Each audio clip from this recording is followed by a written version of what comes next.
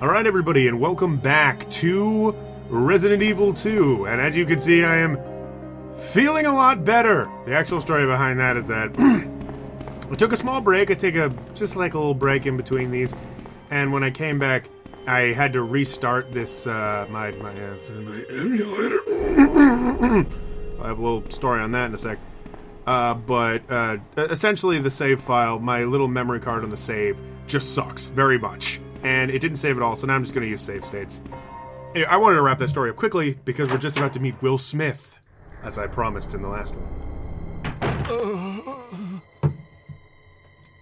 Doesn't this guy totally look like Will Smith? Not just because he's a black guy. Not just because he's a black guy. Because he's got, like, the nose, he's kind of got the face. Will Smith has a beard sort of like that. He looks like Will Smith. Redfield. I'm looking for my brother, Chris. We lost contact with him over 10 days ago. And you know what? He kind of sounds like a white guy. Jim Barry. Every last STARS team member has disappeared. Every last STARS team We should member. have listened to them. What happened? Something freaky about the way his About polygons 2 just kind of months ago, jerk back and There forth. was this incident involving these zombie-like creatures. Zombie-like In a mansion located creatures. in the outskirts of this city. Some forms of fiction Chris call them and the other walkers. STARS members Some call them discovered mutants. that Umbrella was We call behind them zombie-like creatures. at the risk of their own lives. But no one believed them. They didn't believe it. Are you okay? Don't I worry about am me. bleeding out of Just my rescue chest. the I'm survivors in the fine. other rooms. Here, take this key card. You should be able to unlock the doors in the hall with this. He sounds so Now go. sad. I mean, yeah, he's dying, but like he seriously sounds Just like go. just disappointed. Like he's like, nobody hang in came there. to my I'll be back birthday. Oh yeah, there was a party that was gonna happen. Leon had a party, and when you walk in with Leon, that guy looks over at you and he's like, Leon, I'm sorry, but it looks like your party's been cancelled. Dies. That's not the whole thing, but you know. All right, and the second thing that I'm on an emulator. I'm doing this on an emulator strictly because I want to capture better footage, and I have no console recorder yet. But I do own Resident Evil 2 though. I've owned Resident Evil 2 for a very long time. It's a very, very good game. And I have loads of fun with it. I've never beaten Resident Evil 2 though. I've gotten a ways through the game. I've met what was her name? Is it Sherry? Yeah, Sherry Birkin. I've met Sherry Birkin in the Claire disc, and I played through a couple missions with Ada on the Leon disc.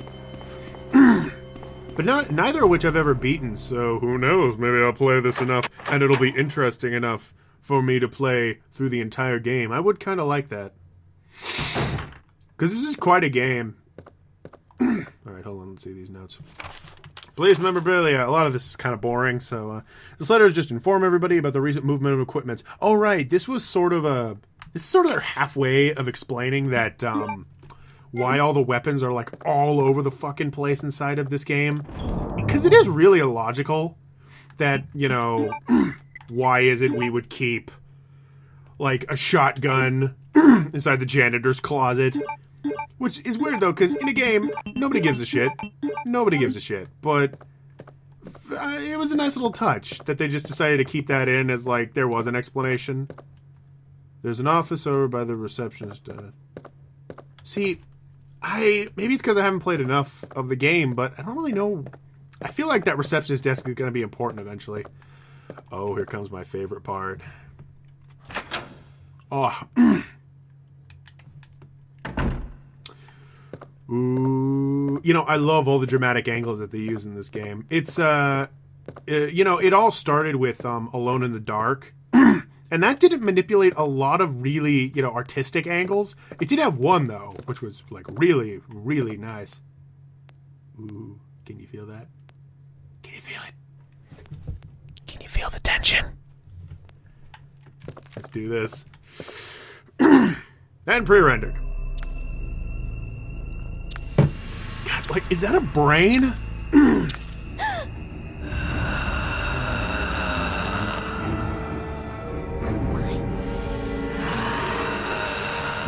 just realized Claire says, "Oh my." Okay, backing up. I said backing up.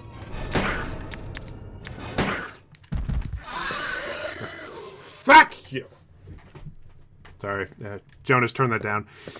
That monster scares the shit out of me. I remember playing it on normal. I still didn't beat him, and he just knocked my balls around, man. He was the worst villain ever. And he was the first boss you ever fight. He had quite an introduction for being the first boss, though, I must say.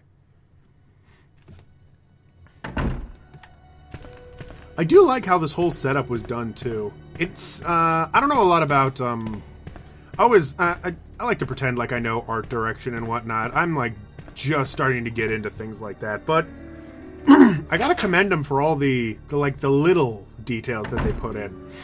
Tiny spurts of blood that are up against the windows. Probably implying that, like, somebody boarded up those windows and then was killed. You know, desks kind of unevenly stacked and whatnot. Oh, wait, I can't. I was suddenly just flashing over to Leon. Yeah, that's the cool thing about this game, is, when you're Claire, you sort of progress through the game a bit differently. Of course. It's almost the same game, but, you know, the situations are set up a bit differently. For one thing, Leon has this long campaign where he hangs out with this girl named Ada. In case anybody doesn't know. In case anybody's just getting into Resident Evil and decided to watch a professional Resident Evil player obviously play through this game. But yeah, there are tiny differences between every single campaign. For one thing, up here is a little bobby pin. Yeah, let me see the bobby pin. Yeah, right there is this little lockpick, and that'll help you unlock a couple of areas in the game. Like there's a bookshelf you're able to unlock and whatnot. But where that should be is where a lighter should be for Leon. Please. Knock her down. Come on, just go down. Okay. That's the thing. I need like a space of... When you're killing people in this game, you need like your corner. You need your one area where you're able to be like, okay, this is my corner, and I'm going to shoot from my corner. And that was something about the normal mode. God, playing that was... It was a fucking nightmare. And that's good. It scared the piss out of me. But, God, the thing about normal mode, there was... The way I could interpret it, there were, like, more enemies and less ammo. Which was fun. It is always a weird thing about, difficulty in games, though. I brought this up in Super Mario 3, is that, like, a game would be so fucking boring if it wasn't difficult. I mean, Super Mario 64, I mean, if I said Super Mario 3. Super Mario 64, I brought up that, like, difficulty and challenges, it's always necessary in a game. Always. Just absolutely always. But in a lot of ways, I think that it's, still, there's so many situations where I'm just like, look, I'm a busy man. I don't need to put up with your bullshit unless, like, I want to make a thing out of this. So, yeah. I can, like, say difficulty's necessary, but it's still difficult. I guess what I always hate is when people, like, start bitching about how it's like, oh, it was difficult, so it's a bad game. It's like, you're just frustrated. Just, like, accept your frustrations and just live with them. And that is definitely not... That's like a very blunt, very obvious way of looking at it. And frustrations and anger does go a bit deeper than that. I notice sometimes on the show, I'll get like weirdly philosophical. And I'll just be like, you need to think deeply about yourself. Frustrations are not something that you can easily control. While I'm sucking at video games. Anyways, here's this puzzle. I'm moving heads. Hey, Head. Do you like being moved? Head don't say much. Head don't say much because he don't got much to say. There's something else about this game. It's funny, I was recently playing Alone in the Dark, and, God, it's not a very good game. And, but the funny thing about it is that it would try to manipulate puzzles and stuff. And because it was on DOS... I kept having these situations where, as I was playing it, I was just sitting back going like, this reminds me of King's Quest. This puzzle I don't even get. Like, from a logical standpoint. You should never look at video games logically, but what does these two statues have to do with staring at this one statue to make him drop it? Are they giving him, like, the stank eye? Are they all like, hey, buddy, stop that.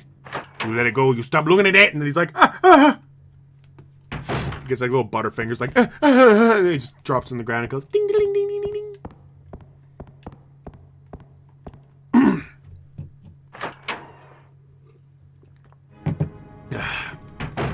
I decided to finally, when I started doing these Let's Plays more often, I decided to finally give myself a cup of water. Just to survive. Chris's diary.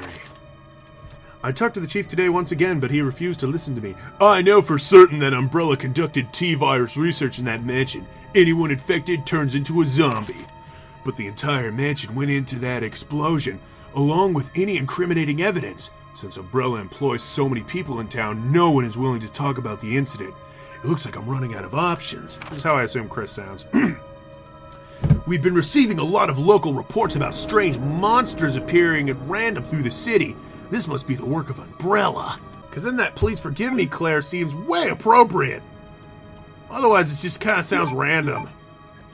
You've taken the unicorn amulet. Always I wanna be with you and make believe with you and live in harmony, harmony, oh yeah. Always I wanna be with you and make believe with you and live in harmony, harmony, oh yeah. Always. Actually, Picture of the Stars member. Is that Barry? Yeah, that's Barry. Dude, that's Barry and Chris off to the right. Is Jill there? Jill ain't there. Wait, look at that. Holy fuck, I actually recognize a lot of these guys. There's Chris on the far right. Barry's next to him. Wesker's next to him. Chicken guy, whatever, is next to him. Wow. Oh my god. Dude, that's kind of spooky. Is that the picture right before they get in the helicopter to go to the mansion where almost the entire team dies? Wow. Dude, this is the most badass thing ever. Leon's campaign was so, like, blasé. He got, like, oh, I got a shotgun. I got a this and that. And, like, oh, when I fight zombies, I stomp on their heads. But with Claire, she's like, I punt their heads off and their bloody skulls fly across the room. I found a grenade launcher. She's got the cool story. Wait, come on. Federal Police Deputy. Mr. Chris Redfield, Raccoon City Police Department, Stars Division. As per your request, we have conducted our internal investigation and discovered the following information. Regarding the G virus currently under development, so far it has been unconfirmed the G virus even exists. They're continuing with our investigation. Regarding Mr. Brian Irons, chief of the Mr. Irons has allegedly received a large sum of funds and bribes from Umbrella Inc. Over the last 5 years, we have apparently involved in the cover-up of the Mansion Lab case, along with several other incidents in which Umbrella have appeared to have direct involvement. Mr. Irons has been arrested under the suspicion of rape and... Oh, what the fuck? And 2 separate counts during his years as a university student. That's fucked up. He underwent psychiatric evaluation as a result of the charges, but was... as such, extreme caution is advised when dealing with him. Jack Hamilton. Is this going to be some fucker that I run into? Oh! I wasn't even looking at the card. Well, hopefully we won't bump into him in the next episode. But for now, good day, good evening, good morning, or good night, complete strangers. The name is Jradgex. And I'm an expert.